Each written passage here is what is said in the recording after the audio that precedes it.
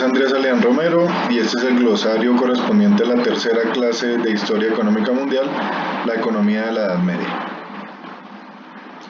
Primero, conocimientos básicos de geografía de Europa. Segundo, costos de transacción. Tercero, cambio tecnológico y frontera de producción.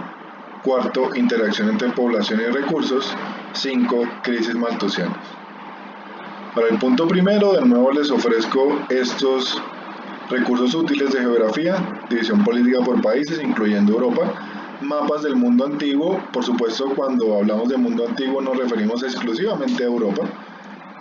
Y para los que tengan una inclinación más musical, una conceptita sobre la división política del mundo, incluyendo a Europa, la división política contemporánea. Segundo, costos de transacción. Los costos de transacción son los costos totales de llevar a cabo una transacción en el mercado. Incluyen el costo de planeación, decisión, cambio de planes, resolución de disputas y postcompras. Por ejemplo, en este caso de postcompras, cuando yo vendo un artículo por internet, muchas veces puede pasar que alguna persona simplemente le dé clic a comprar mi artículo por error y que requiera por eso una devolución, o simplemente que no le gustó el artículo que yo vendí por internet y que quiera una devolución. La devolución, por supuesto, no es gratis, involucra algún costo y ese es un ejemplo de costo de transacción. Incluso después de la compra se puede incurrir en costos de llevar a cabo esa transacción. También incluye los costos de búsqueda, por ejemplo, de buscar el precio más bajo.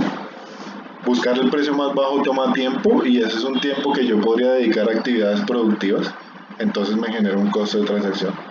Los costos de negociación, de llegar a un acuerdo con alguien, llegar por ejemplo a un acuerdo sobre el precio que me debería pagar, o incluso a un acuerdo sobre el salario, por ejemplo. Eso toma mucho tiempo y en ese caso se incurren costos. Y los costos de hacer cumplir los contratos, por ejemplo a través del sistema legal, digamos pagar abogados porque alguien no me quiere pagar el salario, etc. Todo ese tipo de costos de llevar a cabo una transacción, incluso antes y después de que se lleve a cabo la transacción, se llaman precisamente costos de transacción. 3. Cambio tecnológico y frontera de producción. Por tecnología nos referimos a los procesos que los agentes económicos utilizan para transformar insumos en productos.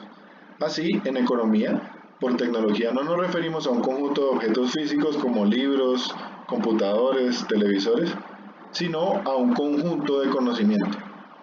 Por cambio tecnológico nos referimos a una modificación en las posibilidades de producción de una economía. Los avances tecnológicos crean un aumento en el nivel de producto con exactamente los mismos insumos. Es decir, que un cambio tecnológico o un avance tecnológico es una mejor manera de combinar los insumos y transformarlos en productos. La frontera de posibilidades de producción, FPP por sus siglas, es una curva que ilustra las diferentes combinaciones de cantidades de bienes que pueden ser producidos en una economía, con acceso a insumos finitos y un nivel tecnológico dado. Aquí tenemos un dibujo, una frontera de posibilidades de producción. Lo interesante de la frontera es que me divide las posibilidades en tres grupos. Un grupo donde está el punto D, que es un nivel de producción alcanzable pero ineficiente. Es ineficiente en el sentido que no estoy utilizando todos los recursos a los que tengo acceso. Un nivel como C, que es simplemente inalcanzable. Para producir C necesitaría o más insumos o un avance tecnológico que me permitiera con los mismos insumos producir más. Y puntos como el A y el B, que son conjuntos o posibilidades de producción alcanzables y en los que además son eficientes porque estoy utilizando todos los recursos a mi disposición. Cuarto, interacción entre población y recursos.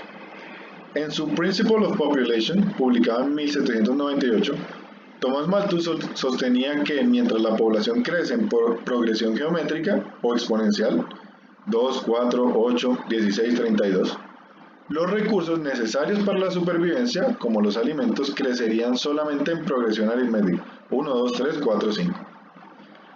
Esa fue una hipótesis de Malthus en 1798, sin embargo, después de Malthus nos dimos cuenta que la tendencia exponencial del crecimiento de la población tiende a desacelerarse, tiende a bajar.